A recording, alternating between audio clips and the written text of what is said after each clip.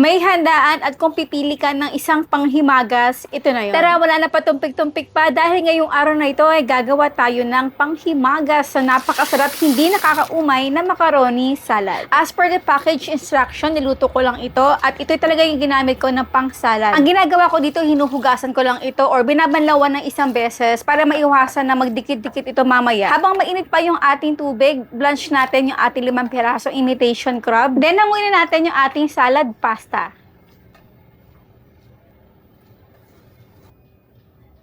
Para mag-loose yung ating imitation crab, pipiin lang natin ito ng bahagya at pagpira-pirasuhin. At kung wala kayong imitation crab, pwede naman kayo gumamit ng half ng breast part of chicken, pakuluan at i-shred ito. Pero dito kasi sa ating ginagawa ngayon, para maiba naman yung lasa, ito talaga yung ginamit ko. O diba? Ito yung dahilan kung bakit hinuhugasan ko yung ating pasta para hindi ito magdikit-dikit at para ito'y buhaghag. Then, ilagay na natin yung ating the rest pang ingredients. At dito nga pala sa ating mayonnaise, ito talaga yung ginamit ko na may flavored siya para mas maging savory pa yung lasa nito.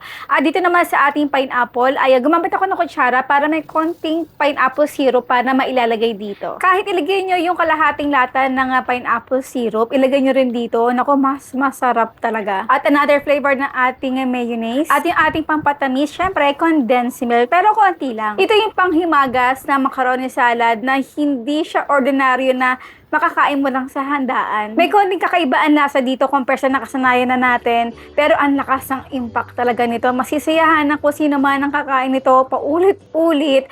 At then nakikita niyo yung ating salad talaga, hindi siya malapot, lalo-lalo na hindi siya yung nanunuyo. Bakit? Kasi una hinugasan natin yung pasta. Pangalawa, maglagay lang kayo dito ng konting liquid katulad ng pineapple syrup. Kung ayaw naman ng ganito, pwede kayong maglagay dito ng all-purpose cream or evaporated milk. Konti lang.